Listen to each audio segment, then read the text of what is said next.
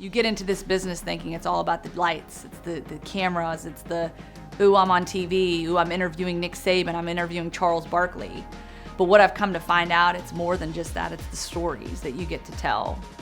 And I feel like I've come across so many wonderful stories and people and been able to tell those stories in such a way that they've had a positive impact on other people's lives.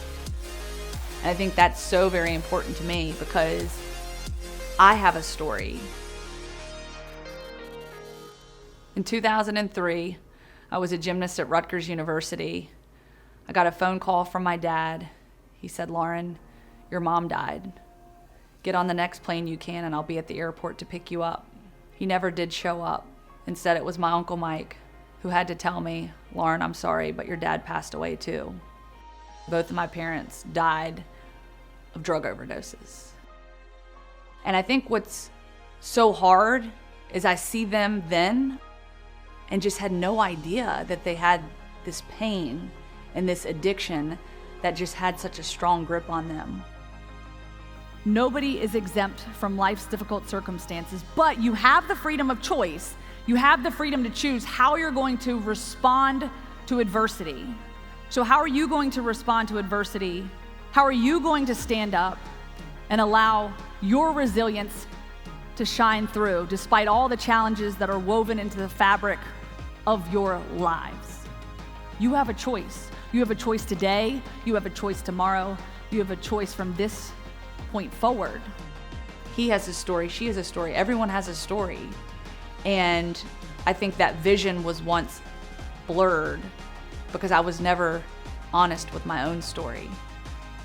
And I never saw my story for what it was because I was ashamed of it. I was in denial. And until I was truthful with that story, it was hard for me to see that there's so much more to life than just, the 9 to 5, going to work every day, that we have an opportunity to impact other people's lives. And that's what I love so very much about my job. You all have a story. Every single person in this room has a story. I want to encourage each and every one of you to fall in love with your story. By all means, fall in love with your story and keep moving forward no matter what it is that you've been through. We get to be the author of our own book called life, right? We get to have this book and we get to fill each page, each chapter, one by one. And let me tell you, there's gonna be chapters in there that you're gonna love and there's gonna be chapters you're gonna wanna rip out and throw out the window, right? At the end of the day, I think it's so important you have this blank canvas that you get to fill each page. And I think that when you can find meaning and purpose in your life and ultimately fall in love with your story, you will find that you can inspire others to walk through doors they never even knew existed. Let's go!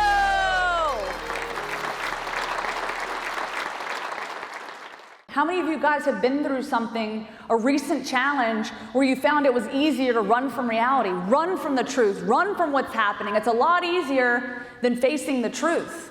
Well, look, I ran and I ran and I ran for 7 years, and it was suffocating. It was exhausting. I was living this life. I was living a shell of myself. On the outside, I was this big, bubbly personality, first person on the dance floor. Oh, yeah, yeah, yeah. But guess what? Inside, I was hurting. Inside, I was struggling. I was in pain. I was the person that was literally feeding the toll booth counterfeit money. On the outside, I had the nice, pretty car and the shiny wheels, but on the inside was a whole lot different.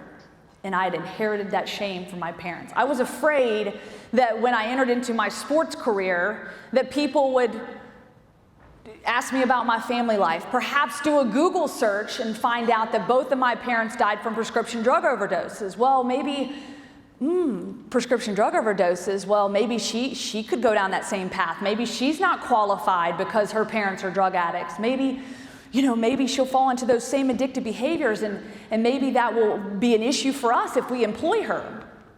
I was afraid that I wouldn't get selected for awards. I was afraid that I wouldn't get a job because of the shame that I felt because of how my parents died. But as I started to tear those walls down and realize that I'm not going to allow that pain and that shame to define me, I now have a mission. I now have a mission to move forward and pass the torch that my parents have now passed on to me, and that I hope to pass on to my children one day, Lord willing, and that I want to pass on to each and every one of you. Because we're all going through something, y'all. We're all facing something. We're all facing challenges. Life never goes as scripted. Bottom line is, we all want to be better. We all maybe want to be taller, you want to be skinnier, you want to be prettier, you want to be more beautiful. You want to be better at whatever it is. But here's the deal. You are perfectly imperfect just the way you are. Nobody is exempt from life's difficult circumstances. Nobody is exempt from life's difficult circumstances. It does not matter the car you drive, the job you hold, where you grew up. None of that stuff matters. Nobody is exempt from life's difficult circumstances, but you have the freedom of choice. You have the freedom to choose how you're going to respond to adversity. So how are you going to respond to adversity? How are you going to stand up and allow your resilience to shine through despite all the challenges that are woven into the fabric of your lives? You have a choice. You have a choice today. You have a choice tomorrow. You have a choice from this point forward. So how are you going to choose to respond? I encourage each and every one of you, as you walk out of here tonight, to remember you all are amazing people. You guys are awesome.